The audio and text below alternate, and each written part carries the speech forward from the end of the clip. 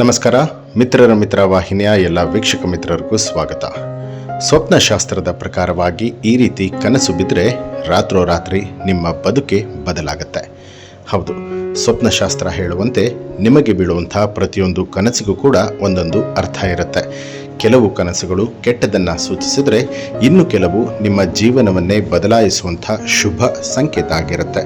ರಾತ್ರೋರಾತ್ರಿ ನಿಮ್ಮ ಬದುಕನ್ನೇ ಬದಲಿಸಬಲ್ಲ ಅದ್ಭುತ ಕನಸಿನ ಬಗ್ಗೆ ಈ ವಿಡಿಯೋದಲ್ಲಿ ಮಾಹಿತಿ ತಿಳಿಸ್ಕೊಡ್ತೀನಿ.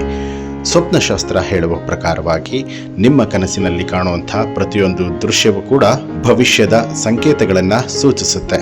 ಅದರಲ್ಲೂ ಕಾಡಿನ ರಾಜ ಸಿಂಹ ನಿಮ್ಮ ಕನಸಿನಲ್ಲಿ ಬಂದರೆ ನೀವು ನಿಜಕ್ಕೂ ಕೂಡ ಅದೃಷ್ಟವಂತರು.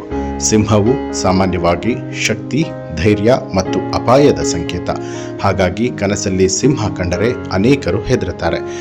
ಆದರೆ ಸ್ವಪ್ನಶಾಸ್ತ್ರ ಹೇಳುವ ಪ್ರಕಾರ ಕನಸಿನಲ್ಲಿ ಸಿಂಹ ಕಾಣಿಸ್ಕೊಂಡ್ರೆ ನಿಮ್ಮ ಜೀವನ ಬದಲಾಗಲಿದೆ ಮತ್ತು ಅದೃಷ್ಟ ಕೈ ಹಿಡಿಯಲಿದೆ ಅನ್ನುವಂಥ ಅರ್ಥ ಇದೆ.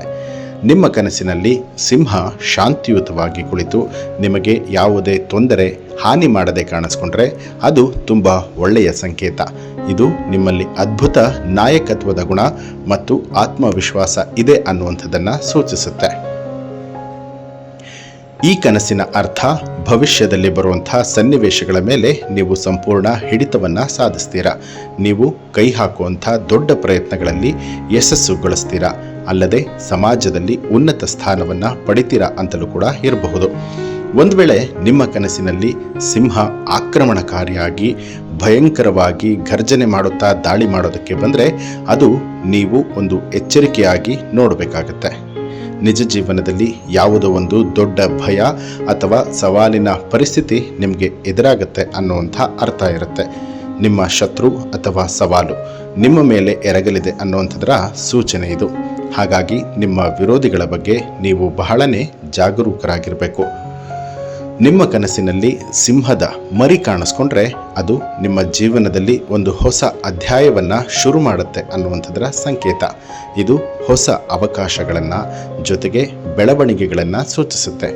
ವೃತ್ತಿ ಜೀವನದಲ್ಲಿ ಹೊಸ ಜವಾಬ್ದಾರಿಗಳನ್ನು ನೀವು ಸ್ವೀಕಾರ ಮಾಡ್ತೀರಾ ಅಂತ ಅರ್ಥ. ಸಿಂಹ ಬೇಟೆಯಾಡುವಂತೆ ಕನಸು ಬಿದ್ದರೆ ಅದು ನಿಮ್ಮ ಶಕ್ತಿಯನ್ನು ತೋರಿಸುತ್ತೆ. ನಿಮ್ಮ ಜೀವನದಲ್ಲಿರುವಂಥ ಕಷ್ಟಗಳನ್ನು ಮತ್ತು ಭಯವನ್ನು ನೀವು ಜಯಿಸ್ತೀರಾ ಅನ್ನುವಂಥದ್ದನ್ನು ಈ ಕನಸು ಸೂಚಿಸುತ್ತೆ. ಒಟ್ಟಾರೆಯಾಗಿ ಬೀಳುವಂಥ ಪ್ರತಿಯೊಂದು ಕನಸಿಗೂ ಕೂಡ ಅದರದ್ದೇ ಆದ ಮಹತ್ವವಾದ ಅರ್ಥ ಇರುತ್ತೆ. ಕೆಲವರು ಕನಸನ್ನು ಅದೊಂದು ಕನಸು ಅಷ್ಟೇ ಅಂತಲೇ ನೆಗ್ಲೆಕ್ಟ್ ಮಾಡಿದ್ರೆ, ಮತ್ತೆ ಕೆಲವರು ಆ ಕನಸಿನ ಬಗ್ಗೆ ಯೋಚಿಸ್ತಾರೆ, ಜೊತೆಗೆ ತಿಳಿದುಕೊಳ್ಳುವಂಥ ಪ್ರಯತ್ನ ಮಾಡ್ತಾರೆ.